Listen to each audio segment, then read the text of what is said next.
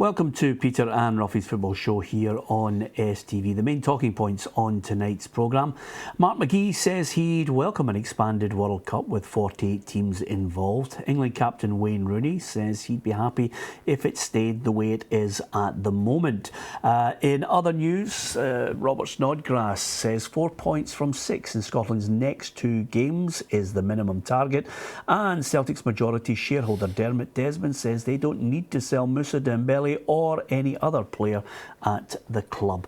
Just a few of the points we'll be discussing. Alan Ruff is alongside me, Peter Martin. I'm delighted to say Albion Rovers assistant coach Billy Stark is here with us to talk football as well as club football. We'll look at Scotland as well.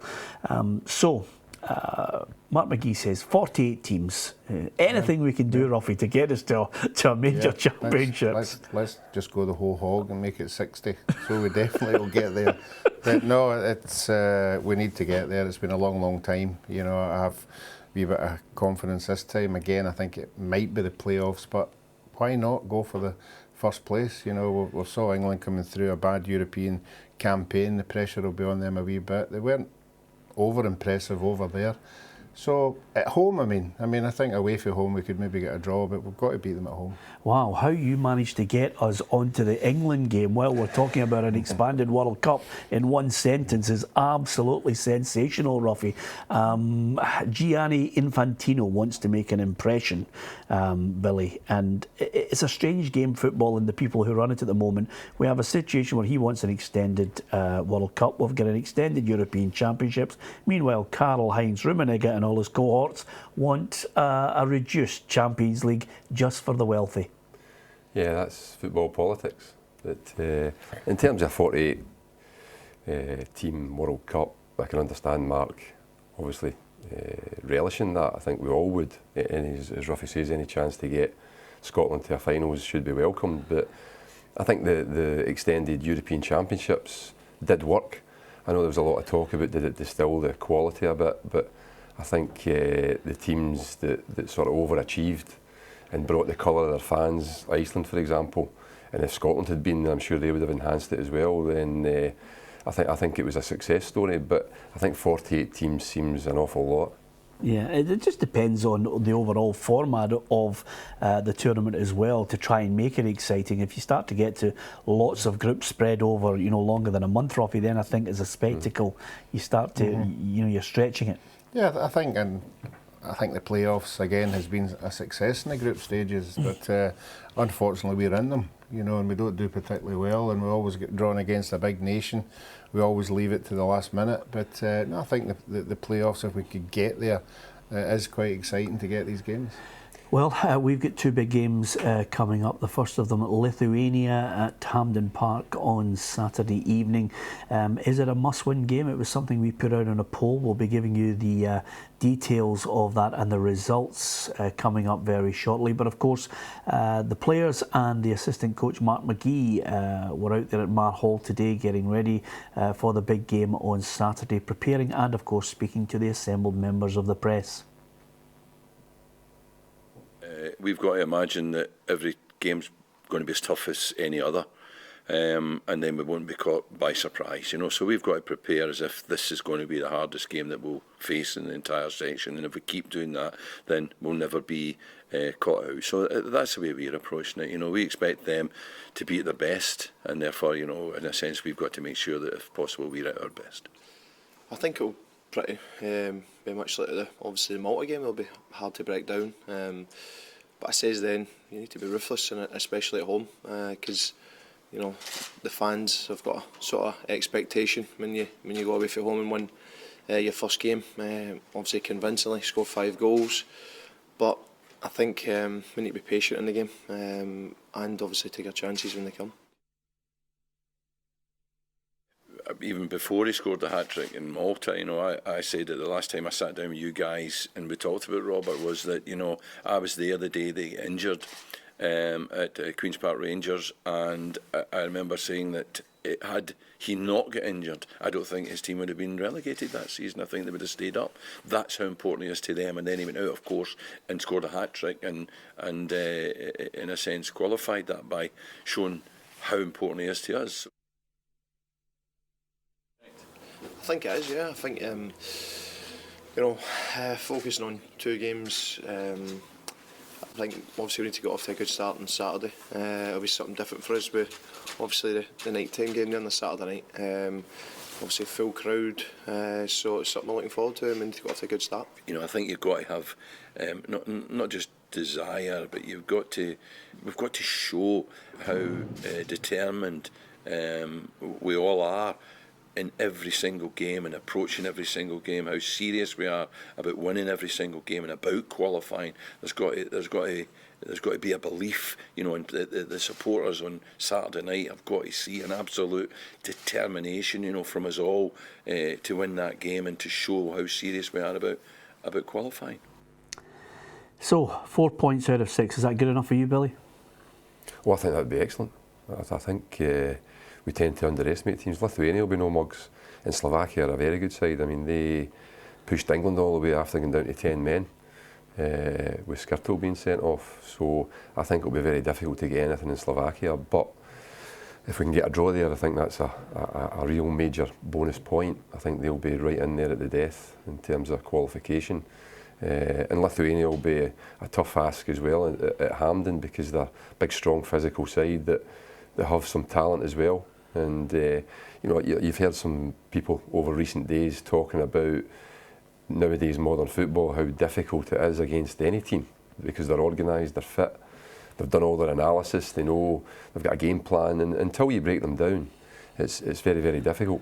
Yeah, absolutely. We had a poll, Ruffy, earlier on. Is the Lithuania match a must-win game for Scotland? Well, if you talk to anyone within the Scotland camp, they say it isn't, but 95% said yes in this one. And I think, there's spin, and then there's the reality of the situation, which is, yes, we must win it. Yeah, I think we do. Every point's a bonus, and it means if you don't get 3 points at home, you've got to try and get it away from home, and we all know how hard that is to get. So I think points on the board pretty early is something we've never had in any of the groups. So I think if we can get obviously 6 and then get a point away from home, 7, I think everybody would be really confident getting into the big game, as we keep talking about. And you want to go into a big game confident. You don't want to go into a game with England with the press not pulling in the same direction, the supporters not pulling in the right direction. You want to get down there with everybody feeling quite hopeful and getting something out of that game. I'm really interested to see what team Gordon Strachan picks this time, Billy, because in the last game against Malta, suddenly you had Barry Bannon playing in the midfield, albeit the level of opposition is not that high. Played really well though. You've got Oliver Burke, who gives us something a little bit different. You've got James Forrest reinventing himself this season. Anya looks as if he could be fit. Callum Patterson will come in for Alan Hutton, I would imagine. Who goes out? Yeah, I mean, there's a real case for optimism. I think the players that you mentioned, I thought Barry Bannon was outstanding in the Malta game, and fair play to Gordon for starting with him. But I think he's shown, even when he was playing under Craig Levein, that he handled international football. If Scotland play the type of game that's about keeping the ball and probing, then Barry Bannon's as good as anybody. Obviously, he's got some frailties that probably all the Scots players have, but as I say, I think he's the type that can really run the game. I mean, the other one's the boy Burke looks as if he's got an outstanding talent. I remember seeing him as a 15-year-old. I think it was the first time Scotland had him up in a trial game at Airdrie, I think it was. And he was a big gangly winger who, he wasn't quite in control of his body at that time, but he had that electrifying pace. His finishing thing wasn't the best, but obviously that's what coaches work on, and he's improved that immeasurably. And that's resulted in a multi-million-pound transfer to Germany. So I think there's high hopes for him, as long as we can sort of dampen it a wee bit and not put too much pressure on him. Yeah, absolutely. And who are we to build people up beyond what they're capable of?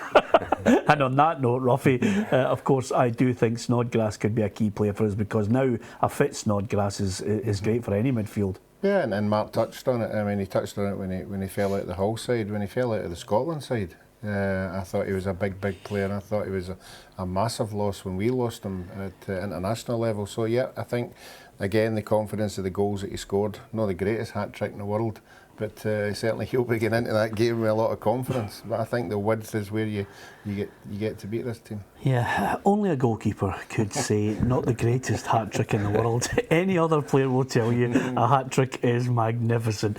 I can see Ali McCoy laughing and falling off his chair at that line. We'll be back with Billy Stark talking more about Scotland, England and the extended group next.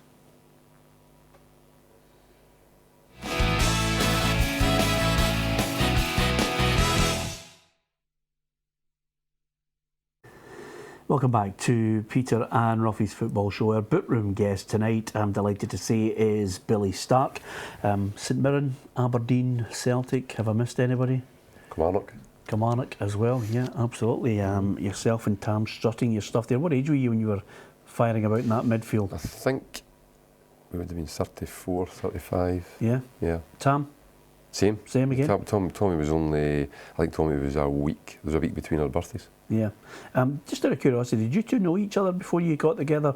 Only from running up and down playing against them, right mid against left mid. So, of course, I was the one that was going byline to byline because of Celtic's quality. He just sat out and waited until they get the ball, and then I was usually chasing his tail. So, but no, we met up at the coaching course, doing our licences and sort of formed a bond there, and it went from strength to strength. Yeah.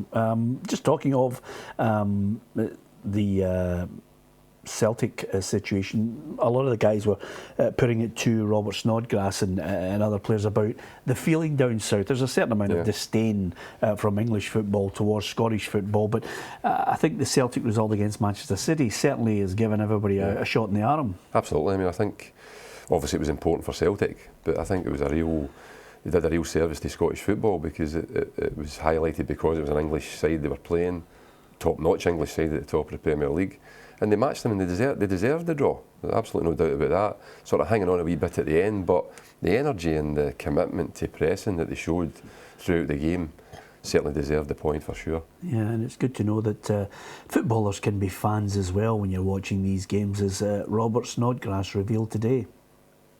Andy Robertson, Sean Maloney, and we watched the game, and every Celtic goal went in, we were cheering, and every Man City goal, Alan McGregor was cheering for them. So it was a good bit of banter and stuff, but I think obviously Celtic showed people down south that if you have a go against the likes of your Man Cities, positive results can come out of it. Well, it's interesting comments from him, Ruffy, because it leads me nicely to the way we approach these games. Billy's already mentioned that it will be tough in Slovakia. We might not have the ball as much as we would like. It's how we defend when we don't have that ball and work hard to get it back. Should we be on the front foot against Lithuania? I mean, this crowd will be baying for blood, looking for the 3 points, looking for an impressive performance. Yeah, but I think it has to be an organised, attack. You have to be patient. Sometimes the openings don't come till later on. It'd be great if we could get something later on, because that obviously releases the pressure a wee bit, and then players can start to express themselves. But Gordon's always said from day one, I'll have two teams. I'll have a team to play at home and a team to play away from home. And he's proved that, because away from home, the certain players that he picks do a job, and I don't think we're a team that's ever going to be run over by anybody. It's always going to be tight. It's always going to be one goal here or there, and I think in this game coming up on Saturday, I would like us to do what Celtic did to Man City, particularly the 15-20 minutes. No, just be about them. Have them, because there's lots of teams come to Hampden and they get the ball at the back and they're all strolling about as if they're Franz Beckenbauer. I would like to see us pushing up and putting a wee bit more pressure on them. The way the Celtic players were, even the forward players at Celtic were fighting and chasing and shutting. I think, Gordon, we can do that. We've got the players to do that. Ruffy is of the belief that we shouldn't be scared of England. I'm not mocking him for it. I mean, he's convincing me more and more of the fact of going to try and chase first. I'm sure people will be looking at it and thinking, come on, Graham Souness has already said Scotland against England will be like a championship side against a Premier League team. But I'm looking at the squad, Billy, and as Gareth Southgate highlighted, there's not a lot of players there with huge Champions League experience and winning Champions League experience in their side. Not that we have any in great abundance. No, that's true, but there is a lot of quality there, a lot of talent. There's absolutely no doubt about it. There's pace to burn, and I think I think the group is a tough group for Scotland. There's no doubt about that. But I think the top seed, obviously England, that came out, is a good draw because it's a British game. There's a bit more added to it rather than playing a France or a Spain or an Italy, something like that. I think an England game suits us better, and we showed at Wembley in the 3-2 game how close we were to getting the result down there. So I know it's a friendly game and it's a bit different, and I think England were reasonably comfortable in the game at Celtic Park. I think it was the last time we played them. So talking about fearing them, I don't think you should have any fear going into any game, but you should have respect. But England have underachieved for decades now. So I think it's up to us to try and keep that run going. Don't want to hit the nail on the head on it. 5 decades to be perfectly clear on it, but in saying that, the last thing I want is to tempt fate. Whether if we could get a result there in that game down at Wembley, it would be absolutely sensational. Even a point, I think we'd all be dancing back up the road, Ruffy. Yeah, a point and a good performance. I don't think we should be disheartened if it goes the other way, because as long as we put in a good performance, sometimes you can go away for games, you could be unlucky, to lose them. But I think it's a long, long way to go. But I really would like us to have the points in the bag quite early in this one, instead of, as we usually do, wait until the last game and then it's the pressure's on.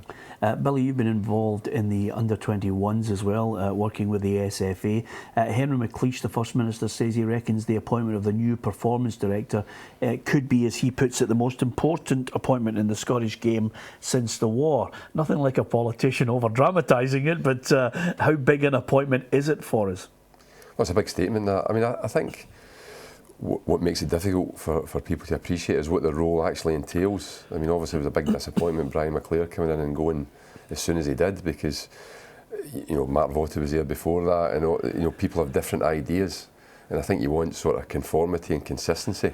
So I think the next one will be very important. There's no doubt about that. I would probably slightly disagree that it's the most important appointment in the last or the last number of years, whatever it may be, but I think it'll be interesting to see what type of individual is appointed. Obviously Mark Votta had a different sort of background from Brian McClare, and as I say, I was disappointed Brian left because I don't know him that well, but he was always a thinker and an ideas man, and obviously didn't get time to bring them to fruition. You were at the level that Gareth Southgate found himself in before he obviously gets thrust into the limelight in this job rather unexpectedly. Are we getting it right? Did you see the indications of players coming through from grassroots all the way up?